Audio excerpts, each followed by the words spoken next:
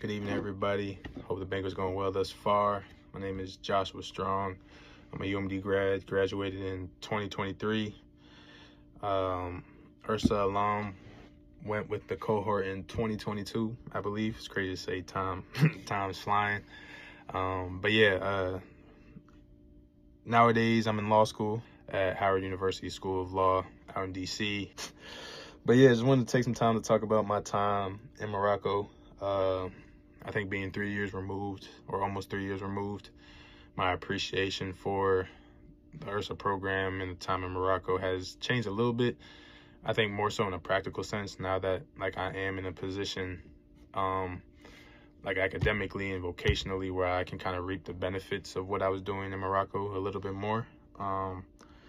If you guys haven't seen it yet, you will see pretty soon that what you guys are doing is academically rigorous. It is intense. It takes a lot, but it certainly pays off. And I know that can come off as kind of cliche, but it's hard to kind of see that in the moment. So I guess this is my reassurance to you guys that there is a lot of value in what you guys are doing beyond just like a resume builder and a CV sort of addition. Just the endurance, the intellectual endurance that's required by overseeing your own independent research and then crafting a compelling manuscript to go with that. Again, it's a lot, and you guys are almost planting the seeds for wherever you guys want to go, whether it is graduate school, professional school, or if you're just going straight into the workforce. This will help you. And the parallels for me are pretty intuitive, for lack of better terms. I just submitted a law review article, and I will be a published legal scholar in the next couple months. So it's I think my time in Morocco definitely laid the groundwork for that. And two, because it is so rigorous, it kind of forces you to be process oriented, because you can't see your final manuscript while you're collecting data. It's not going to work like that. So again, it forces you to assume that lens of really being committed to the process. And I think that almost speaks to the transformation I had outside of the practical things. The idea of just being in the moment is something that I was really intentional about when I was in Morocco.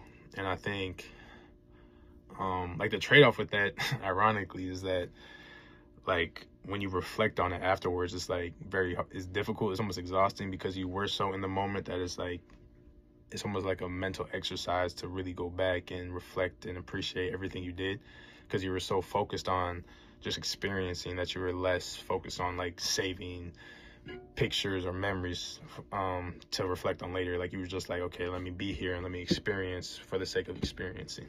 And I think that sort of mindset, again, just diving into the moment, is something that made my experience there so transformative. I tell everybody that I grew the most spiritually, emotionally, and intellectually in Morocco during my 6 weeks. And I've been through a lot of things since then. I've been through 2 years of law school, and I've been doing that while playing basketball. So it's even that and the development I've had from that can't really speak to the magnitude of growth I had in Morocco. And that's saying a lot. And I credit a lot of that to my willingness to dive in. I know that sounds kind of arbitrary, but you guys will see, as Americans, we tend to take up a lot of space, especially when we're overseas. Even if it's not physically, we tend to impose our will, in our presence on spaces. And I was cognizant not to do that. I think I was a little bit more inclined to diagnose when it was happening, just with my background. And I think I try to stay away from that as much as possible. I also think, so I guess I would implore you guys to try. It's going to be hard because you are in an unfamiliar space. And if you are someone who identifies with a stereotypical American, Anglo-Saxon, white, heterosexual, whatever it may be, you're going to stick out like a sore thumb. All you guys are going to stick out because they can tell when you're American. But there's going to be certain, based on your background and whatnot, it may be comforting to impose your will, because that's what gives you, again, a sense of comfort and dominion over the space. But that's going to come at a cost of not really getting what you should be getting out of your experience. And I think for me, Like, it was definitely an odd experience because I was, in effect, like, being an American, I was uplifted by this identity that I'm used to being ostracized by. Like, because you're an American, people will be looking at you, they'll be wanting to talk to you.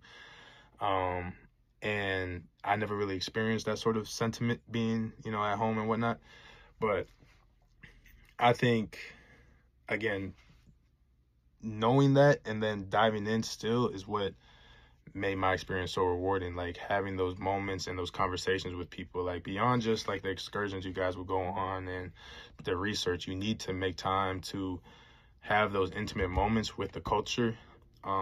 Even if it's just a conversation with a local, or like a conversation with like your homestay parents and the people there. I think that those are the sort of moments that allowed me to experience the transformation that I did. And I think now I'm starting to see that it was those moments and those conversations that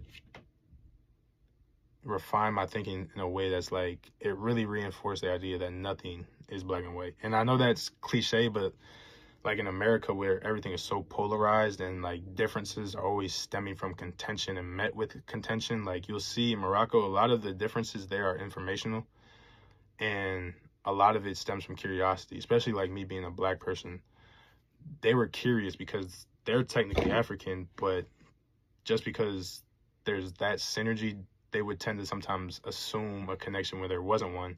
And granted, there was definitely connections on some levels, but just navigating that and having those conversations are what refined my thinking to what it is now, where it's a lot more sensitive and more nuanced than I think it was before. And I do truly think there's value in that. I know the current times make it seem like the only value comes from taking an emotionally charged approach to things. But I think when the dust settles, like the nuanced thinkers who are sensitive to different lenses and different views and different ideas are going to be the ones who can ultimately thrive the most as we move forward. So yeah, that's what I got in terms of my time in Morocco. Again, this is a little bit different appreciation I have now, being a little bit older. I'm still pretty young, but yeah, I just would, I guess my parting words is definitely be cognizant of the space you guys take up. Really dive into the experience as much as you can. Get uncomfortable. Have fun, but get your work done. Make sure you go ride the camels, but don't be skipping on your data collection or whatnot. But yeah, again, safe travels. I hope you guys have a blessed time. And I hope if you guys can have half the experience I've had, I think your guys' lives will be changed. So that, Bislama.